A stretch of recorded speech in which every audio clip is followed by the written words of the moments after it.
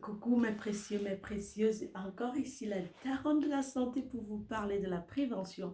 Mais aujourd'hui, je vais vous parler d'un truc du quotidien, la litose ou mauvaise haleine. Mhm. C'est un phénomène qui indispose vraiment les gens et qui crée même qui crée des frustrations chez d'autres personnes. Parce que lorsque votre entourage vous fait noter que vous avez une mauvaise haleine, peut-être une fois, deux fois, trois fois, ça devient incommode. Ça vous frustre, vous ne voulez plus être au milieu des gens. Tout d'abord, je voudrais vous dire merci. Merci comme je le fais toujours pour tout ce que vous faites pour moi au quotidien. Merci de vous abonner, merci de partager, merci pour tout ce que vous faites. Alors, aujourd'hui, je vous invite, pour toutes les personnes qui me découvrent, Madame Kefala, daronne de la santé, à vous abonner. Abonnez-vous massivement et partagez. Partagez autour de vous, ça fait du bien. Ça fait aussi des personnes retrouver la santé, n'est-ce pas? Alors, revenons sur le sujet. La litose. Le- La mauvaise haleine a plusieurs causes. La grossesse, simplement parce que les hormones font ce que ça fait. Donc, ça veut dire que c'est transitoire, ça peut passer. OK? Mais la base de la mauvaise haleine aussi, dans la plupart des cas, c'est la mauvaise hygiène bucco-orale. Ça veut dire que on ne se lave pas bien les dents, ou alors on ne les lave pas assez, ou alors on ne lave pas la langue. Et en parlant de ça, la langue doit avoir la couleur rose clair. Si la langue n'a pas la couleur rose clair, hein, ça veut dire que la langue là est malade. Si une langue est blanche, si une langue est jaune, si une langue est rose, est rouge, si une langue est noire, ça veut dire que cette langue-là est malade. Et à chaque couleur de langue signifie une maladie particulière du corps. Et sur la page santé prévention, j'en ai parlé et je parle de ça. Vous n'êtes pas déçu ou vous ne serez pas déçu si vous abonnez à ma page santé prévention. Tout au contraire, vous trouvez tout un gain, vous trouvez de bonnes choses et vous êtes à l'aise. Donc on parlait de la mauvaise haleine. Ça veut dire que si vous ne vous brossez pas assez les dents, matin et soir conseillé, ou alors vous le brossez mal, vous brossez mal vos dents, il va avoir problème. Vous allez avoir la mauvaise haleine. Vous pouvez avoir une carie dentaire profonde. Ça veut dire que vous ne voyez pas que vous avez la carie dentaire, mais à l'intérieur là, c'est gâté. Ça veut dire qu'il faut rencontrer un dentiste. Ça veut dire que jusqu'ici, la première personne que vous allez rencontrer, c'est un dentiste. Il coûte super cher, je sais. Mais ça, c'est si vous avez adopté un style de vie que je vais vous donner dans cette vidéo et ça n'a pas marché. Je ne donne pas les astuces. Je vous conseille sur le style de vie. Moi, je suis une fille infirmière. Je ne vous donne pas les astuces du quartier. Je vous donne des choses qui marchent et que si vous testez, ça va marcher ou les choses que j'applique au quotidien. Ne l'oubliez jamais. Donc, j'ai la mauvaise haleine.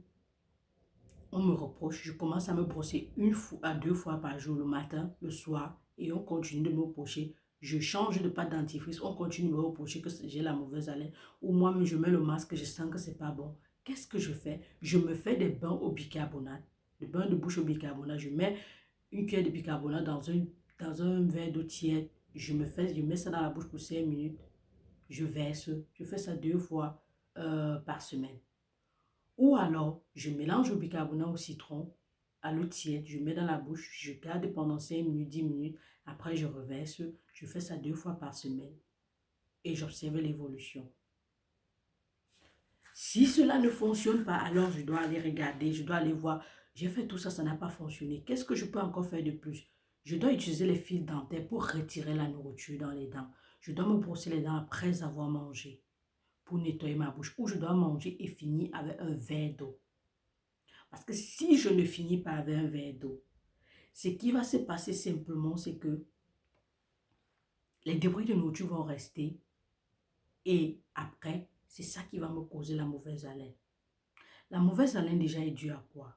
C'est dû à la présence des dérivés sulfuriques en abondance qui dégagent la mauvaise odeur. Et cela vient lorsque vous expirez ou alors que lorsque vous parlez. Ça peut se faire à 2 cm, 3 cm, mais lorsque ça va déjà à 1 mètre, c'est dangereux. On appelle ça la litose sévère. C'est vraiment important. Donc, si vous avez fait tout ce que j'ai dit là et vous voyez que ça ne va toujours pas, alors rencontrez un dentiste. Le dentiste, lui, sera capable de vous dire si vous avez une carie dentaire profonde ou pas. Mais si il vous dit non, tout va bien, alors rencontrez un ORL. Parce que vous pouvez avoir une sinusite que vous ne connaissez pas, ou alors vous pouvez avoir une amygdalite, on dit une amygdalite qui cause souvent euh, l'angine. Ça bloque ça bloque la gorge. L'amygdalite, dans ce cas, va avoir l'occasion, ça veut dire les dépôts blancs là, parce que simplement, c'est ça qui va vous causer, c'est ça, cette occasion qui va vous causer la mauvaise haleine. Vous pouvez avoir d'autres maladies de ce genre. C'est-à-dire que l'ORL sera capable de vous dire si c'est que c'est ça. Mais si l'ORL jusqu'à ce niveau échoue, ou alors il vous dit non, ce n'est pas ça, vraiment, je suis désolé, alors il faut que vous rencontrez un gastro-entérologue pour qu'il regarde. Pourquoi? Parce que la mauvaise haleine peut venir des problèmes gastriques. Surtout une indigestion ou la mauvaise digestion. Parce que si vous ne digérez pas bien, ça va vous causer la mauvaise haleine. Et le gastro-entérologue va vous dire ce qui ne va pas. Si jusque-là, quelque chose, on vous dit que ça ne va pas, et vous revenez à ce que j'ai fait, alors maintenant, il faut chercher une autre cause. Parce qu'il y a plusieurs causes, comme je l'ai dit.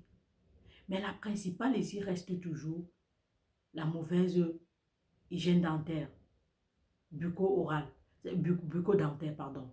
La mauvaise hygiène bucco-dentaire. Vous devez vous nettoyer les dents. Vous devez boire de l'eau pour nettoyer. Vous devez arrêter de fumer parce que ça vous donne la mauvaise haleine. Vous devez limiter l'alcool. Ça ne vous aide pas. Mais surtout, vous devez chercher à digérer. Helicobacter pylori est une cause parce que lui, il crée des problèmes gastriques qui vous empêchent forcément de digérer bien. Donc, ça vous donne la mauvaise haleine. Vous comprenez combien vous comprenez de quoi peut venir la mauvaise haleine. Et si vous avez compris quelle est la cause de votre mauvaise haleine, vous pouvez essayer. Parmi les méthodes, qu'est-ce que vous pouvez faire? Vous pouvez simplement mâcher le chewing-gum non sucré. Pourquoi? Parce que le sucre en soi ou le diabète peut être un facteur de risque pour la mauvaise haleine. D'autant plus que quand vous mangez, ce qui se passe, c'est que ça passe par le sang, ça passe se déposer au niveau des poumons. Et cette dérivée dont je parlais tout à l'heure s'échappe. Et lorsque vous ouvrez la bouche, la mauvaise odeur sort. Donc c'est important. Ou vous allez sucer les bonbons alcoolisés, mais pas sucrés. Parce que ça, si vous sucez le sucré, vous aggravez les choses. Vous devez laver votre langue. Vous lavez la langue avec quoi? Le derrière de la bouche, parce que le devant, les fibres de la bouche peuvent vous blesser. Lavez avec le derrière. Ou simplement acheter un gratte langue. Il en existe. Vous grattez votre langue, ok? Et vous la lavez. Vous la lavez pour éviter cette mauvaise haleine. Parce que si vous ne lavez pas, les débris vont rester et après ça va causer la mauvaise haleine. Il y a sûrement certaines causes que j'ai oubliées parce que la gamme est vaste. Mais là, ce sont les principales. Pour régler, vous lavez les dents matin et soir. Si vous voyez que ça exagère, lavez-vous les dents après chaque repas. Si vous êtes au travail, lavez-vous les dents. Vous nettoyez vos dents avec, comme j'ai dit tout à l'heure, les fils dentaires pour retirer les débris de nourriture. Parce que si vous retirez les débris de nourriture, vous êtes à l'abri de la mauvaise haleine. Parce que si vous les laissez, il y aura une autre digestion à l'intérieur avec les palates. Tous ces enzymes que la bouche va sécréter. Et ça va vous créer cette odeur.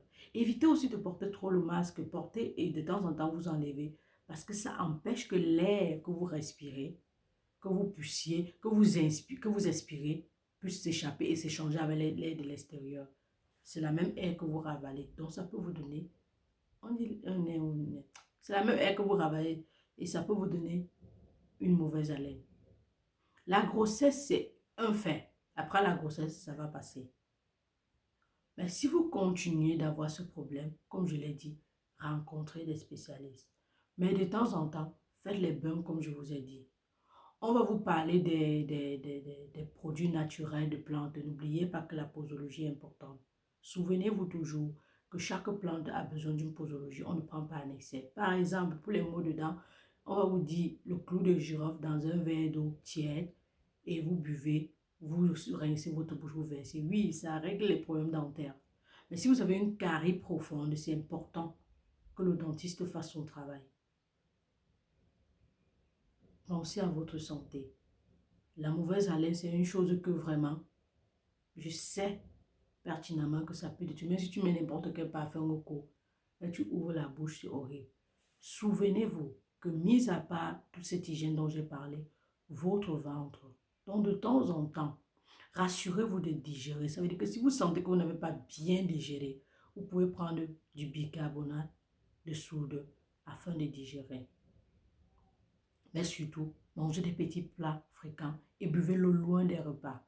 Parce que l'eau, pendant les repas, limite la digestion. Et ça peut vous causer ces problèmes.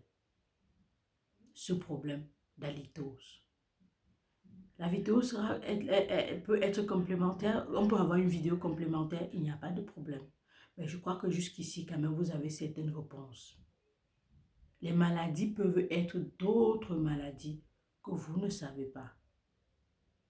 C'est pourquoi c'est important de rencontrer un médecin et il va vous poser des questions sur votre background. Comment vous faites, comment vous réagissez au quotidien. L'inflammation des gencives, les gencives qui sont en bas des dents, peut être une cause de la litose. C'est pourquoi c'est important de rencontrer le dentiste. C'était Madame Kerfak, la daronne de la santé, toujours là pour vous servir. Je fais des consultations, n'hésitez pas à me rencontrer. Et elle me fait la recette des perruques et des mèches brésiliennes. Coucou mes précieux, mes précieuses. Bisous.